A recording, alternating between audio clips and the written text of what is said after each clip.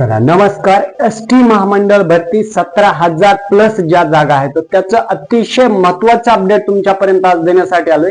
ह्या भरतीला day by day विलंब होतोय. नेमका विलंब का होतोय, का उशीर लागतोय? कारण की मागच्या 7-8 महिन्यापासून भरती आज येणार उद्या येणार. मागील व्हिडिओमध्ये सुद्धा आपण अपडेट दिलं होतं की 3,000 बसेस सामील झाल्या.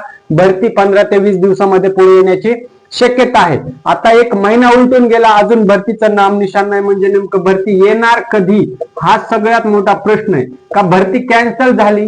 आता भरती ही कॉन्ट्रॅक्ट बेसच आहे, तरी सुद्धा एवढा जर विलंब होत असेल, जर परमनंट होणार असेल तर 2 वर्षच निघून गेले असतील. लक्षात घ्या. स्टेप बाय स्टेप सगळ्या गोष्टी तुम्हाला या ठिकाणी जाणून घेणार आहोत मित्रांनो.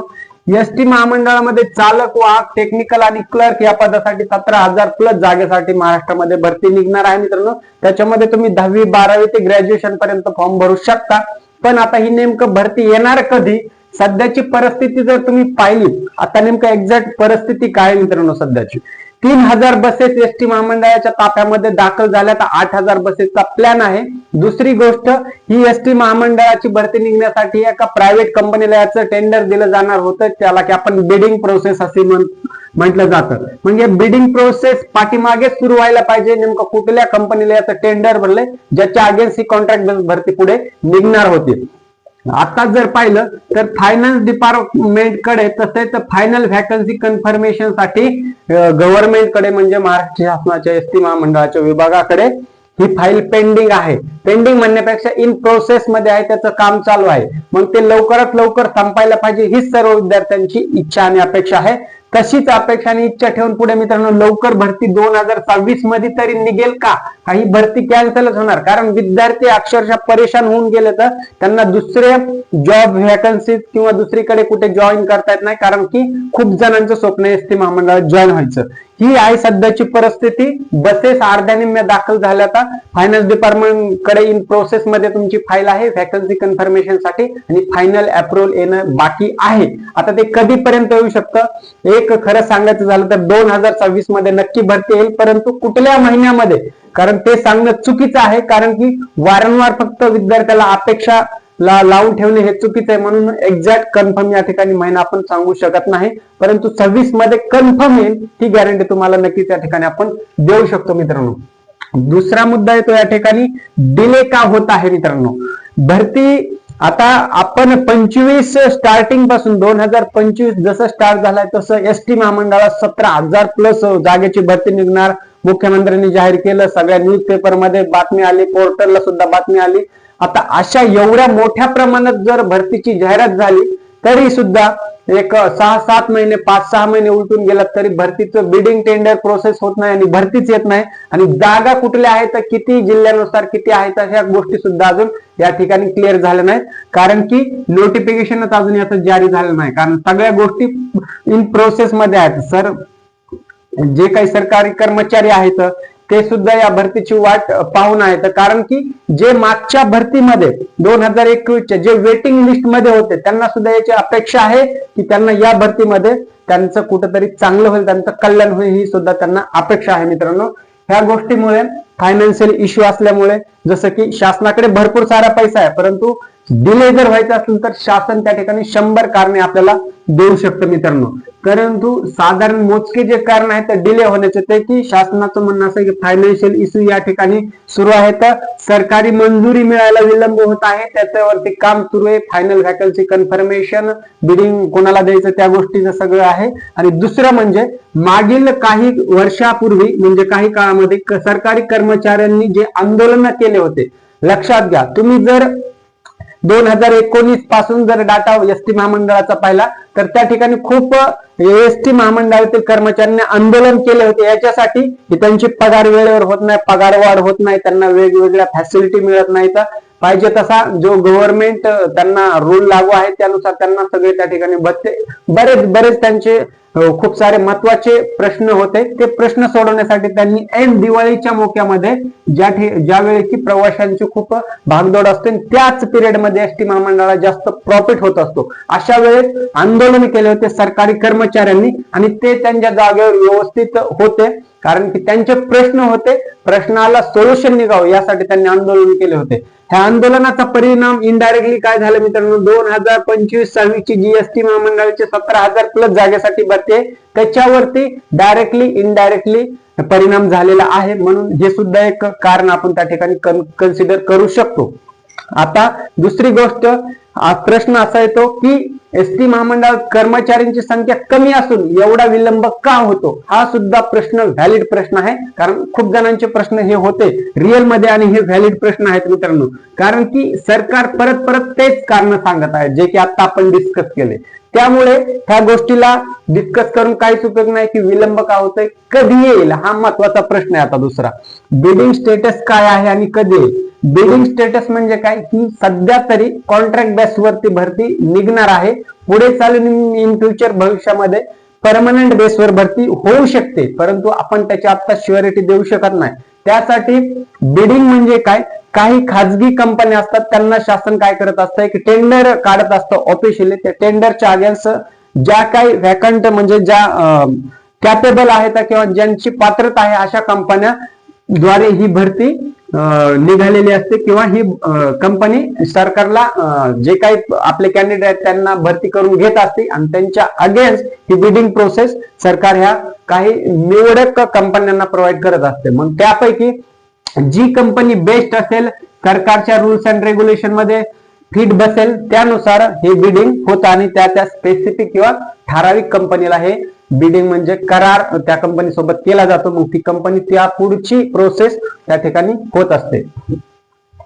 त्याच्यानंतर ही भरती कॅन्सल होणार का, आता खूप जणांना भीती, आता भरती कॉन्ट्रॅक्ट असून एवढा वेळ जर लागत आहे भरती निघायला, ते पण कॉन्ट्रॅक्ट भरती असून, तर मग नेमकं हे 6-7 महिने झालं फक्त खेळवत आहेत की या महिन्यात भरती निघणं, इथपर्यंत प्रोसेस आहे, नवीन बसेस आल्या, कर्मचाऱ्यांचा सुद्धा तुटवडा. मग नेमकं ही भरती सगळ्या गोष्टी झाल्या, डे बाय डे डिले होत आहे. मग ही भरती कॅन्सल तर होणार नाही ना, बिलकुल नाही मित्रांनो. कारण की लक्षात घ्या, जर भरती कॅन्सल झाली तर एसटी महामंडळ आता जेवढं लॉस मध्ये आहे त्याच्या डबल मध्ये लॉस मध्ये जाईल. कारण की काय, ह्याचे 2-3 मेन रिझन आहेत. कारण लक्षात घ्या, सगळ्यात महत्वाचं कारण म्हणजे मॅन पॉवर इश्यू आहे मित्रांनो. मॅन पॉवर म्हणजे कर्मचाऱ्यांचा खूप अभाव आहे एसटी महामंडळाचा.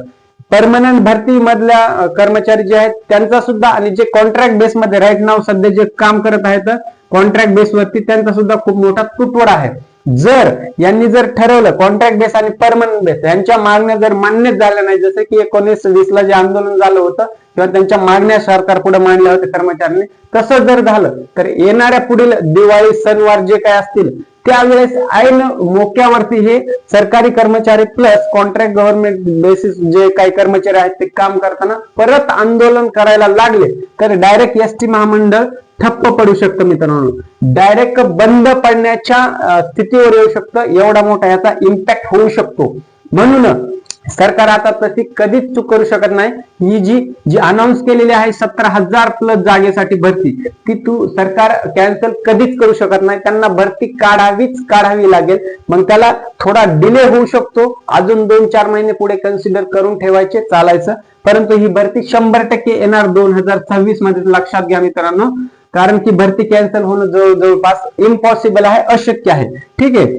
तर दुसरा पॉइंट असा आहे की कधी येऊ शकते भरती, ही फायनल कन्क्लुजन आपल्याला डायरेक्ट मंथ किंवा डेट एक्झॅक्ट तर या ठिकाणी सांगता येणार नाही. कारण की चुकीची माहिती पसरवण्यापेक्षा किंवा सांगण्यापेक्षा माहितीच न दिलेली कधीही बेटर. ओके.